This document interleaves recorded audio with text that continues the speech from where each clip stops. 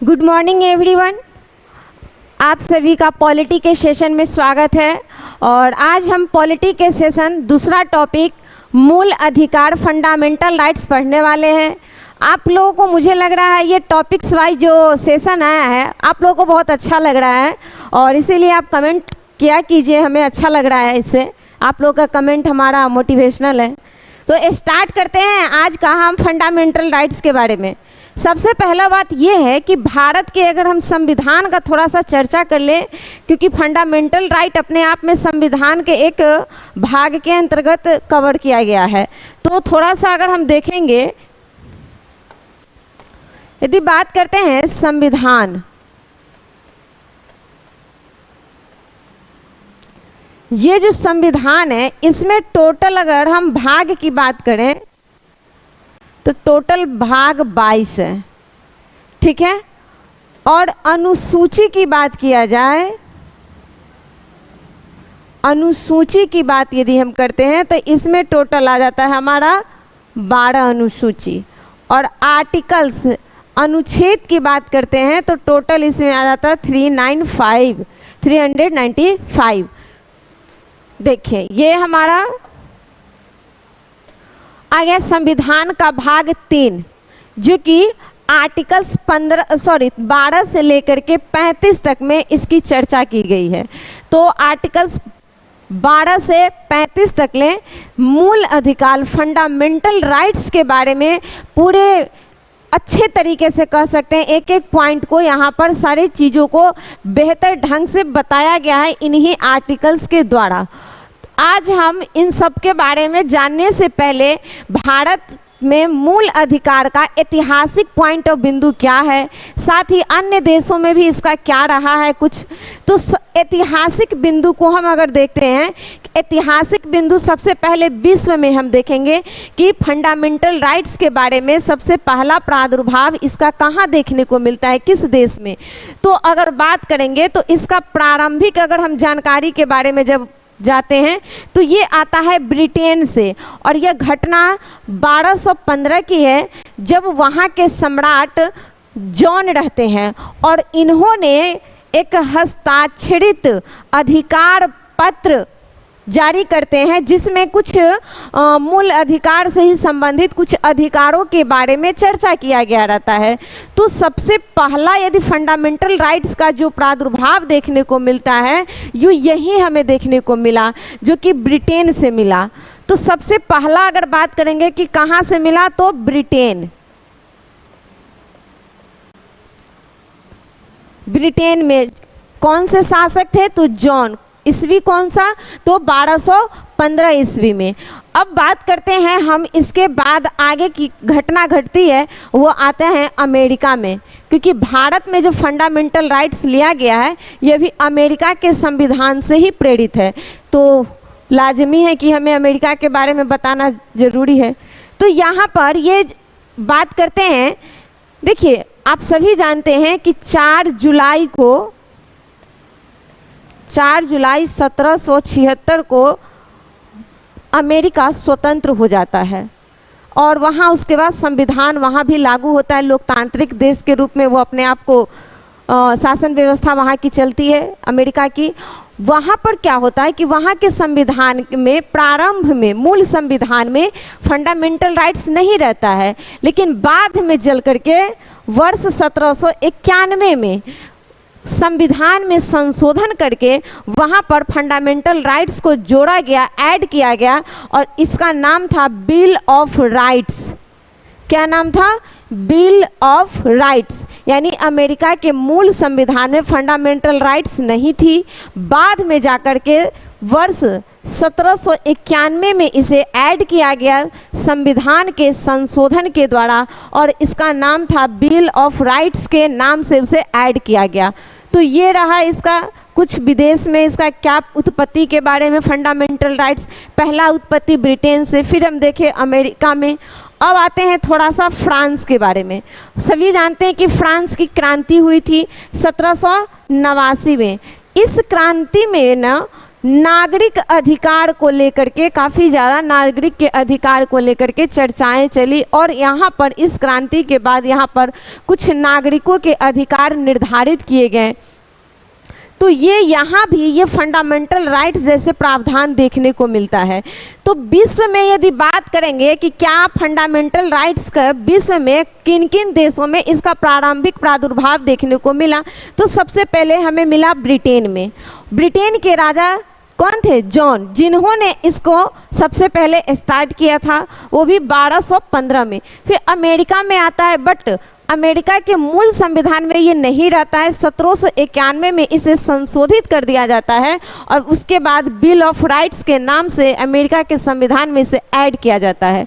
फिर फ्रांस की जो क्रांति हुई उसके बाद वहाँ पर नागरिकों के अधिकार कुछ सुनिश्चित किए गए, तो वहाँ से भी इन तथ्यों को हमें देखने को मिलता है जो कि मूल अधिकार से जुड़ा हुआ है। अब आते हैं कि भारत में मूल अधिकार के ऐतिहासिक पॉइंट ऑफ बिंदु क्या है। तो सबसे पहला अगर हम बात करेंगे, देखिए ये जो हमारे तिलक जी थे, बाल गंगाधर तिलक जी, उन्होंने जब स्वराज की बात की थी तो उन्होंने भी इस बारे में थोड़ा सा बात रखा था कि कुछ अधिकार नागरिकों के होने चाहिए। तो सबसे पहला प्रादुर्भाव अगर हम देखें तो वहीं से आता है कि बाल गंगाधर तिलक जी के द्वारा नागरिकों के अधिकार की बात किया गया था। अब हम मेन पॉइंट ऑफ व्यू से अगर हम देखेंगे तो सबसे पहला अगर इसका ऐतिहासिक पॉइंट ऑफ व्यू हम देखते हैं कि क्या था, तो वो वर्ष आता है 1925। वर्ष 1925 में एनी बेसेंट के द्वारा Commonwealth of India bill, Commonwealth of India bill में नागरिक अधिकार के कुछ पॉइंट को यहाँ पर बताया गया। तो सबसे पहला बात अगर कहेंगे कि कौन सा है, तो एनी बेसेंट के द्वारा 1925 में फंडामेंटल राइट्स के बारे में। उसके बाद आता है 1928 का ईस्वी, जिसमें नेहरू रिपोर्ट जो आता है, नेहरू रिपोर्ट वर्ष 1928 का। इसमें क्या हुआ, इसमें भी मूल अधिकार से जुड़े हुए चीज़ों को, प्रावधानों को इसमें रखा गया था। उसके बाद आता है वर्ष 1931। वर्ष 1931 में जब कांग्रेस का अधिवेशन होता है, कराची अधिवेशन, किसकी अध्यक्षता में हुआ था, तो सरदार वल्लभ भाई पटेल जी के। किनकी अध्यक्षता में? पटेल जी, सरदार वल्लभ भाई पटेल जी की अध्यक्षता में जब कांग्रेस का अधिवेशन कराची में होता है 1931 में, तो इसी अधिवेशन में भी मूल अधिकार से जुड़े हुए चीज़ों को लेकर के चर्चा चलाया गया और मूल अधिकार के प्रारूप को तैयार करने के लिए, मूल अधिकार से संबंधित प्रारूप को तैयार करने के लिए जवाहरलाल नेहरू, पंडित जवाहरलाल नेहरू जो थे, मूल अधिकार के प्रारूप को तैयार करते हैं इसी अधिवेशन में। यहाँ पर मूल अधिकार की मांग कांग्रेस के मंच से पहली बार उठती है और इसको लेकर के एक प्रारूप तैयार करने के लिए नेहरू जी को सौंपा जाता है और नेहरू जी ही इस मूल अधिकार के प्रारूप को तैयार करते हैं। तो ये पॉइंट ऑफ व्यू एकदम याद रखेंगे हम लोग। अब आता है संविधान सभा।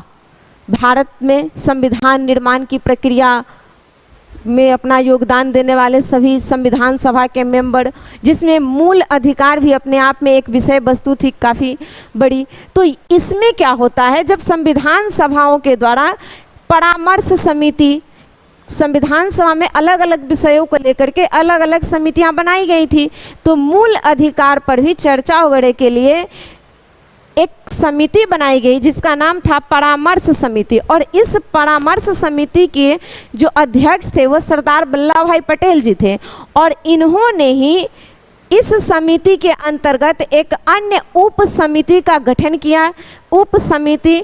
और इस उप समिति की जो अध्यक्षता कर रहे थे, लीडरशिप कर रहे थे, वो व्यक्ति थे जेपी कृपलानी। तो यहाँ पर संविधान सभा में भी देखा गया कि एक समिति थी जो कि पटेल जी की अध्यक्षता में, उसके अंतर्गत एक उप समिति का गठन होता है केवल मूल अधिकार के बारे में चर्चा करने पर, उसके प्रारूप को तैयार करने को लेकर के।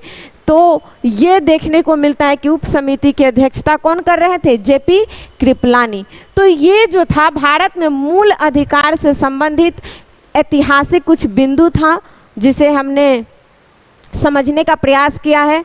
अब आता है कि मूल अधिकार की प्रमुख विशेषता क्या है, उसके बाद हम क्रम से आगे बढ़ेंगे।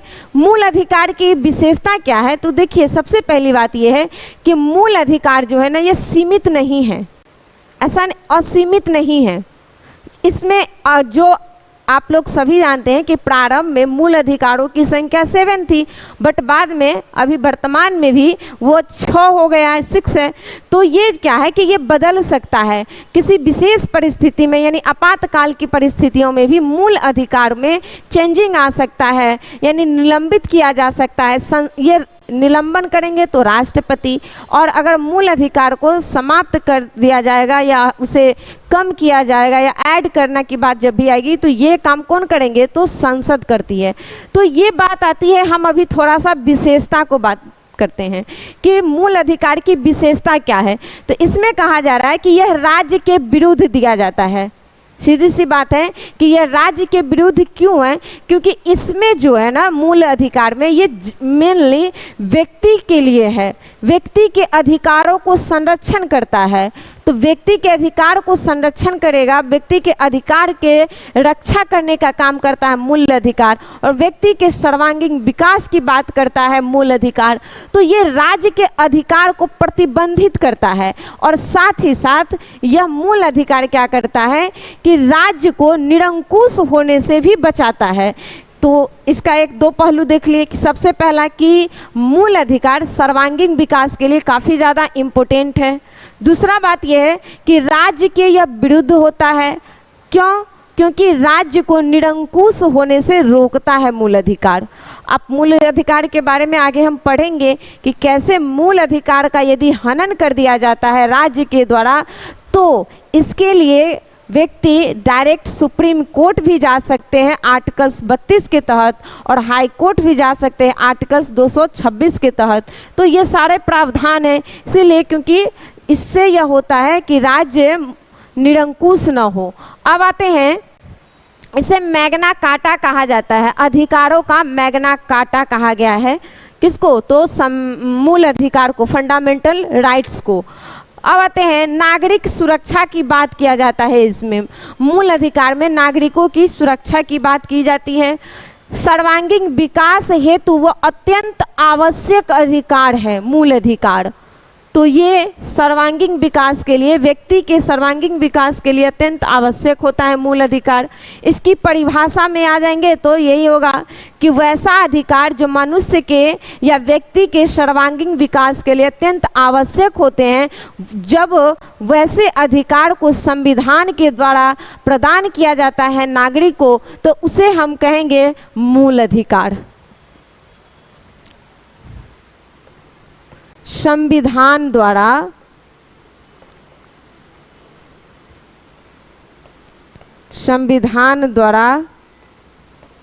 प्रदान किए जाने वाले वैसे अधिकार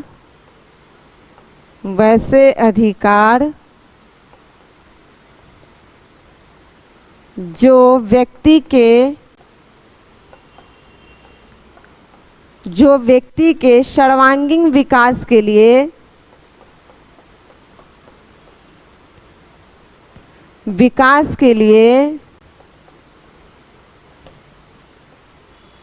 सर्वांगीण विकास के लिए अति आवश्यक होता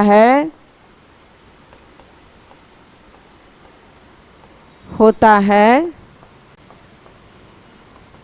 उसे मूल अधिकार कहते हैं।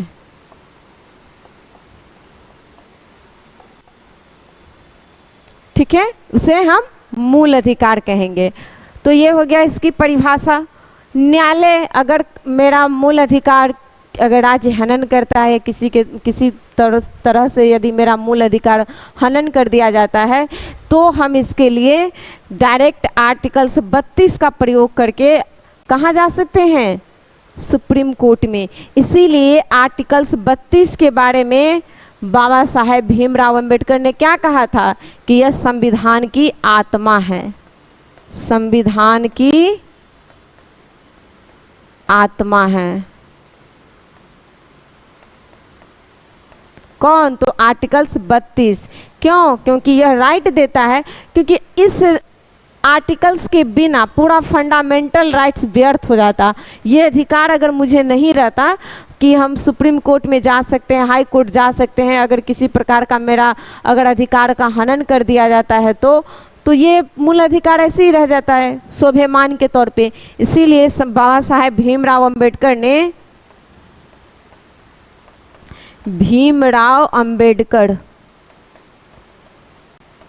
बाबा साहेब भीमराव अंबेडकर ने इन्हें क्या कह के संबोधित किया है? संविधान की आत्मा। अब हाई कोर्ट में भी हम जा सकते हैं आर्टिकल्स 226 के तहत। मूल अधिकार का जब हनन होता है तो जब हम संविधान में सुप्रीम कोर्ट पहुंचते हैं तो सुप्रीम कोर्ट आर्टिकल्स 32 के तहत ही 5 प्रकार के रीट जारी करते हैं। तो ये आगे हम पढ़ेंगे, हर एक चीज़ को पढ़ेंगे। आज तो बस अभी हम थोड़ा सा इंट्रो देते चल रहे हैं सारे चीज़ों को। अब बात करते हैं कि मूल अधिकार क्या केवल भारत के नागरिकों को ही दिया गया है? तो ऐसा नहीं है। मूल अधिकार भारत के नागरिक के साथ साथ विदेशी व्यक्ति को भी यह प्रदान किया गया, यानी कि भारत के नागरिक के साथ साथ विदेशी नागरिकों को भी मूल अधिकार प्रदान किया गया है। लेकिन कुछ ऐसे अधिकार हैं जो कि इस मूल अधिकार के अंतर्गत जो आर्टिकल्स दिया गया, उसमें कुछ ऐसे आर्टिकल्स है जो केवल भारत के नागरिकों के लिए ही है। वह केवल भारत के नागरिक के ही ऊपर लागू हो सकता है, विदेशी किसी व्यक्ति पर नहीं लागू होगा। और इसीलिए अगर कहेगा कि मूल अधिकार केवल भारत के है कि विदेशियों के लिए कि दोनों के लिए, तो ये दोनों के लिए है, भारतीयों के लिए भी है और विदेशियों पर भी लागू होते हैं। लेकिन कुछ ऐसे आर्टिकल्स है जो केवल और केवल भारतीयों के लिए हैं, आप इसे याद रख सकते हैं। वो आर्टिकल्स 15, 16 एकदम क्रम से है, 15, 16, 19, 15, 16, 19, 29, ठीक है, और 30। तो ये टोटल क्रम से याद रखेंगे, 15, 16, 19, 29, 30। ये 5 आर्टिकल्स जो है ये केवल और केवल भारतीयों के लिए प्रावधान किया गया है, ये विदेशियों के लिए नहीं है। अब हम नेक्स्ट आगे बढ़ते हैं। आगे आता है हमारा मूल अधिकार कि मूल अधिकार कितने प्रकार के हैं। तो देखिए, भारत के मूल संविधान में मूल अधिकारों की संख्या टोटल 7 थी, बट अभी वर्तमान समय में केवल 6 है। कौन कौन सा है? तो पहला आता है समानता का अधिकार।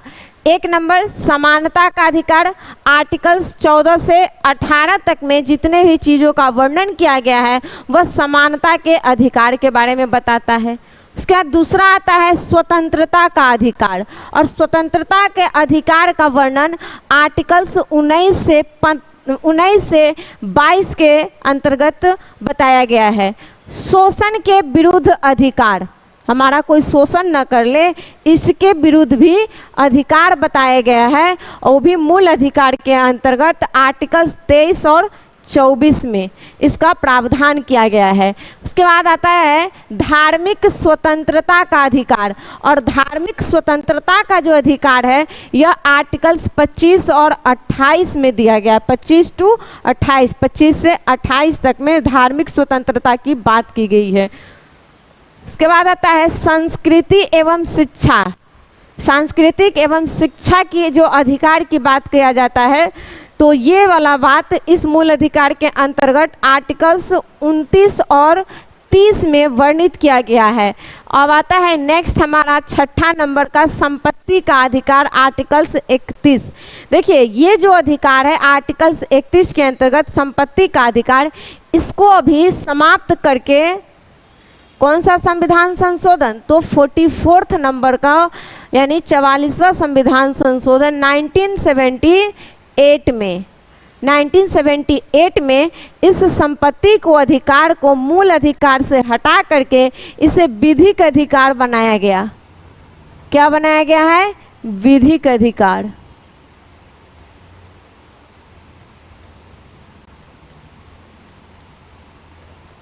और विधिक अधिकार के तहत इसे भाग 12 के अंतर्गत आर्टिकल्स 300 के क में जोड़ा गया है।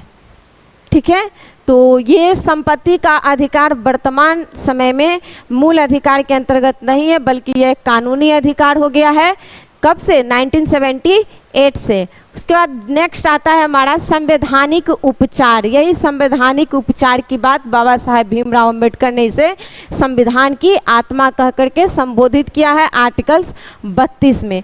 तो टोटल अगर हम देखें कितने प्रकार के मूल अधिकार है, तो 6 प्रकार के अभी है। सबसे पहला समानता का अधिकार। कब से? ये आर्टिकल किसके अंतर्गत इसका वर्णन है? तो आर्टिकल 14 से लेकर के 18 तक में समानता का अधिकार। उसका नेक्स्ट आएगा हमारा स्वतंत्रता का अधिकार, जो कि आर्टिकल्स 19 से लेकर के 22 तक ले ये वर्णन किया गया है स्वतंत्रता का अधिकार। तीसरा आ जाता है शोषण के विरुद्ध अधिकार। शोषण के विरुद्ध अधिकार की बात जब आएगी तो ये किन सा आर्टिकल में? 23 और 24 में है। शोषण के विरुद्ध 23 और 24 में है। नेक्स्ट आता है हमारा 4th नंबर का धार्मिक स्वतंत्रता। और धार्मिक स्वतंत्रता की बात करेंगे तो यह आर्टिकल 25 से 28 तक में। धार्मिक स्वतंत्रता के बाद आ जाएगा जो उसका नाम है हमें सांस्कृतिक एवं शिक्षा की स्वतंत्रता। तो संस्कृति एवं शिक्षा की स्वतंत्रता की बात जब आएगी तो ये आर्टिकल 29 से 30 में आ जाएगा। आर्टिकल 29 से 30 में। और उसका संपत्ति तो समाप्त हो गया, तो मात्र एक और बच गया। कौन सा? 6ठा नंबर का संवैधानिक उपचार आर्टिकल्स 32। तो टोटल मूल अधिकारों की संख्या कितनी हो गई है? 6। अब आते हैं कि रीट सुप्रीम कोर्ट जारी करते हैं। देखिए अब सारा आर्टिकल्स एक एक करके हम नेक्स्ट वीडियो में जब हमारा पार्ट 2 आएगा उसमें हम पूरे टोटल आर्टिकल्स को पढ़ेंगे। आज हम केवल ऐतिहासिक बिंदु क्या था मूल अधिकार का, और साथ ही साथ मूल अधिकार कितने प्रकार के होते हैं उसको जाने, मूल अधिकार कहते किसको है ये जाने, साथ ही साथ मूल अधिकार को जो अलग अलग भागों में कैटेगरिया में बांटा गया है वो किस तरह से है, कौन कौन से है, आर्टिकल कहाँ से कहाँ तक इसका वर्णन है, इन सारी चीज़ों को आज हम देखे हैं। अगला पार्ट जो आएगा हमारा उसमें सारे आर्टिकल्स के बारे में हम चर्चा करेंगे। अब यहाँ पर एक और चीज़ की चर्चा कर लेते हैं थोड़ा सा। सुप्रीम कोर्ट जो रीट जारी करती है वो 5 प्रकार की रीट जारी करती है। पहला रीट अगर कहेंगे तो बंदी प्रत्यक्षीकरण। कौन सा हो जाएगा? बंदी प्रत्यक्षीकरण, हेबियस कॉर्पस, हेबियस कॉर्पस बंदी प्रत्यक्षीकरण। उसके दूसरा जो था परमादेश है। सारे चीज़ों को पॉइंट को नेक्स्ट वीडियो में और अच्छे से डिफाइन किया जाएगा। आज बस हमें इंट्रो रहा कि कौन कौन सा चीज़ है।